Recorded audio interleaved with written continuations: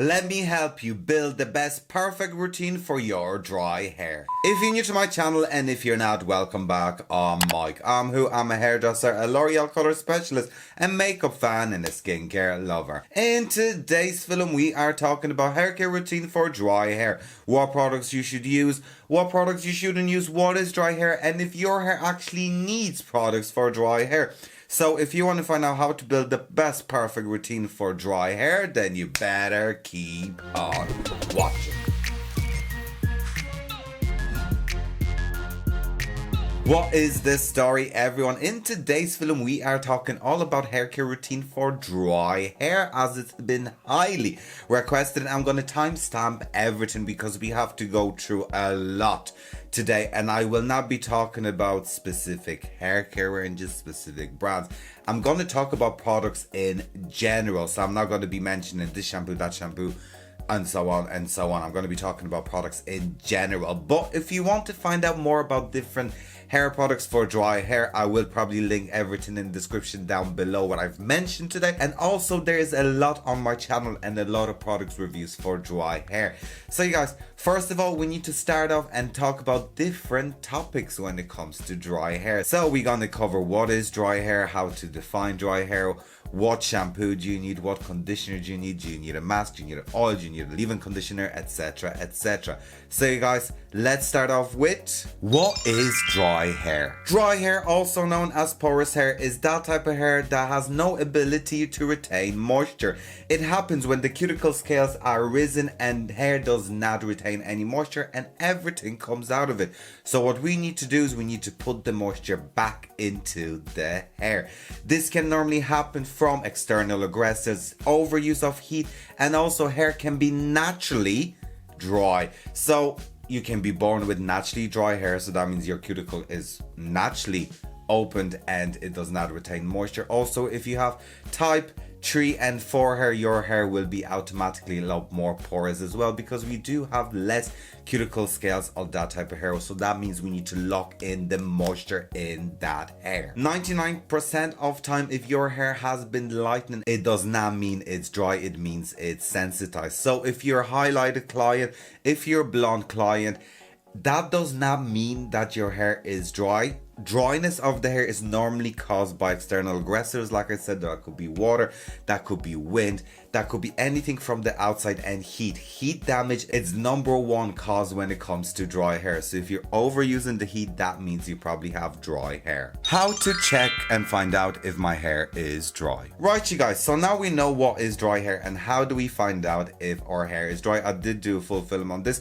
but we're going to quickly recap on that. Basically what you need to do is porosity test.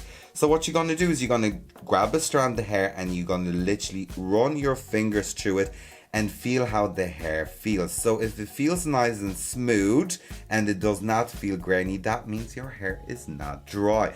Because what that does is basically by running your fingers through it, you can feel the cuticle, and if it feels grainy, that means the cuticle is risen and it is basically dry.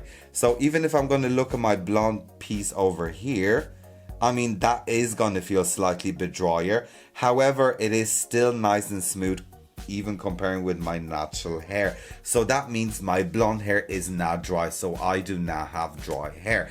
So if you are a blonde client, your hair probably needs strengthening and it is not dry. So once again, what you have to do is pick up a piece of hair and just run your fingers through it. And if the hair feels really, really grainy and sandy like, that means you have dry hair. What are the best shampoos for dry hair? So you guys, in this topic we're going to cover the types of hair, the types of dryness, and also what happens if you have combination hair. So we determine, right, we have dry hair, so what are we going to do next? How do we pick the right shampoo? First things first, we need to figure out our hair type. So like that, if our hair is fine, obviously we'll want something that is hydrating and that is lightweight. So for example, if my hair was fine and dry, I would probably reach out for something like Pureology Hydrate Sheer over the regular Pureology Hydrate.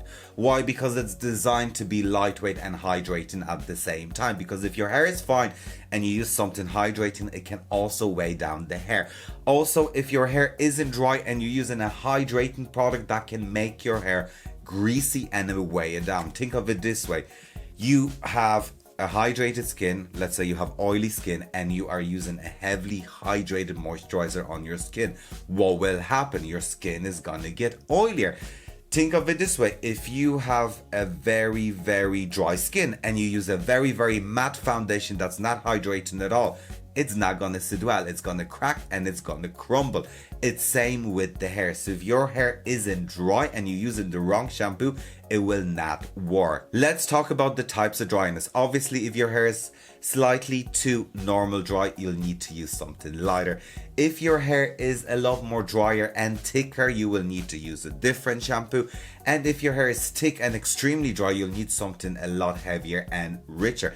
The best example for this, I would say, is Kerastase Ban Satin 1, 2 and Ban Magistral.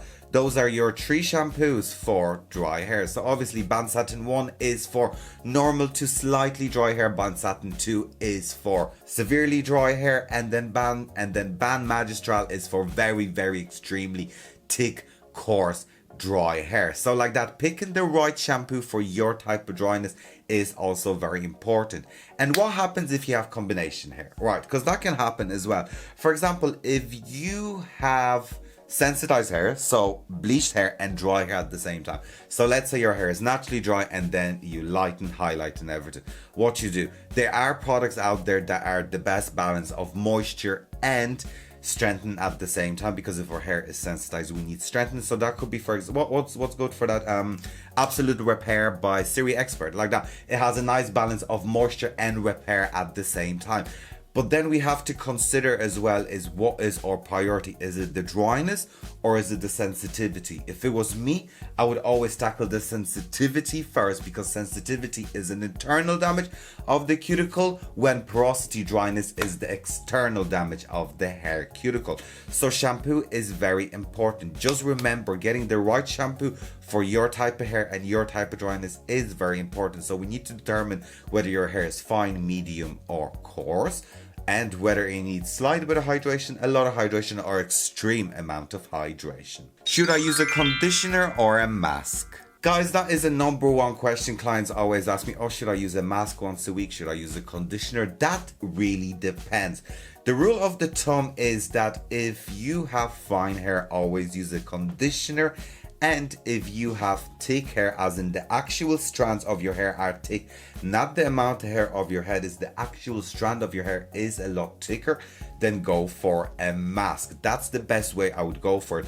Also, there are some brands that have like those once a week hydrating masks that are very, very good. However, I would only really recommend that for someone that has thicker hair and hair that needs extreme hydration. So if your hair is extremely dehydrated, I would definitely go for a mask.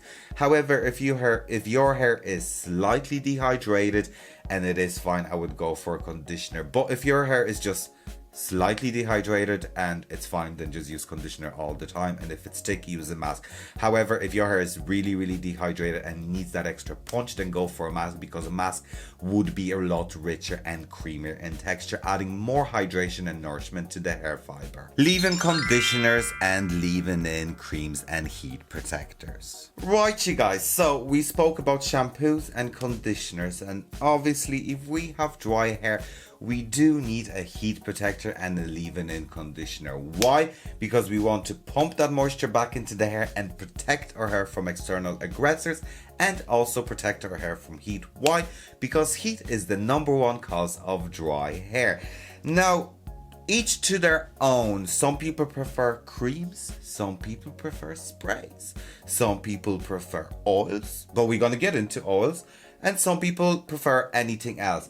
Now, what would I recommend for heat protectors or anything? I do like those 1 in 10 or 1 in 21. So for example, I have here Pureology Color Fantastic 1 in 21. It's a heat protector, it nourishes the hair, it detangles the hair. Siri Expert 10 in 1, mwah, beautiful. But you can also put cream on top of it, because like that, I would definitely say if your hair is finer in texture, go in with something like a spray, because it's a lot light. But if your hair is thicker, it probably does need a cream, because cream will lock that moisture in. So the best thing to do is put that cream in and let it absorb into the hair, and then blow dry it into the hair.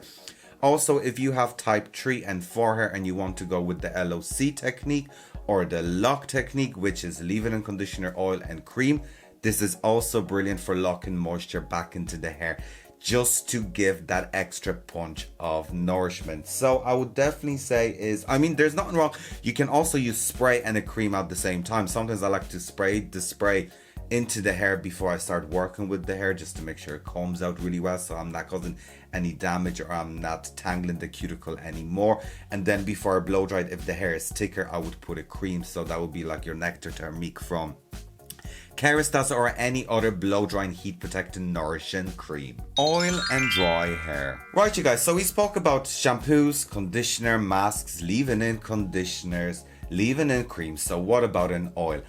Oil is each to their own. I'm not a fan of oil in my own hair. However, some people, they do need an oil.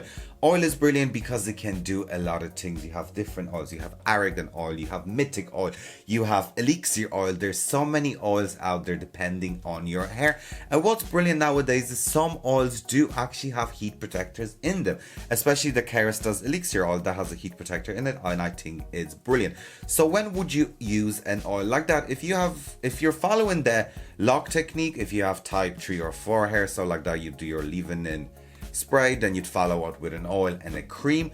Also, you could put an oil and blow dry it into the hair. I like using oils afterwards just to seal the cuticle and add that extra moisture, and that's when I like using oil, because it will add that shine.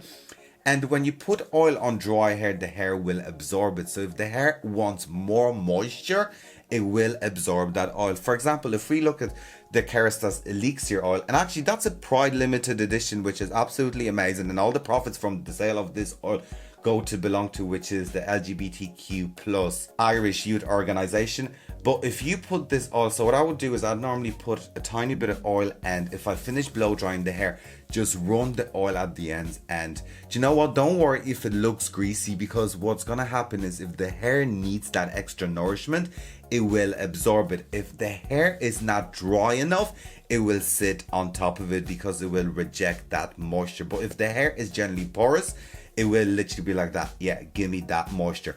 Oils are also brilliant as the second day. So for example, if you wake up the next morning and your hair is slightly bit frizzy, just literally pump oil into your hair and just run it through, and it will just bring that moisture back into the hair instead of spraying it down with water. Loads of people tend to do that. Spray their hair down with water, hope for the best. I'm like, water is not going to do anything. Water is just going to change the pH of the hair, so it's going to lift up the cuticle slightly, and what you want to do is you actually want to seal that cuticle, and oils are brilliant for that.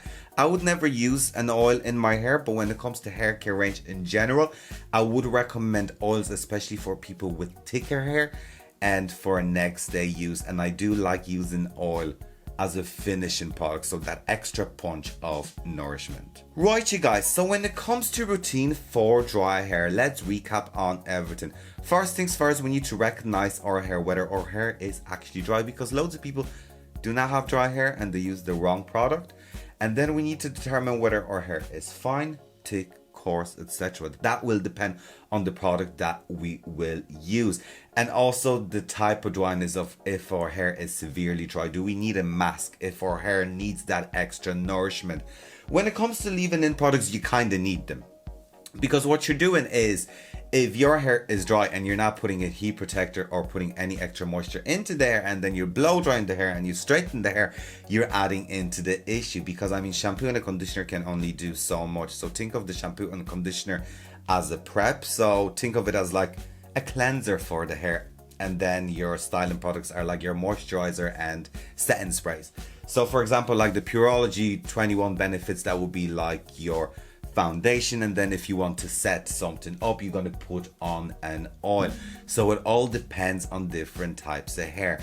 So you guys, I hope this helped, and I hope this will help you create your own routine for your dry hair, and it will help you determine what products you need, what are the best products for your type of dryness, and if you actually have dry hair. Anyways guys, thank you for watching today's film. I hope you found this film out interesting, helpful and useful. Please like, share, comment and subscribe to my channel. Also check out my other social media, and of course you guys, please do what? Do take care. Bye.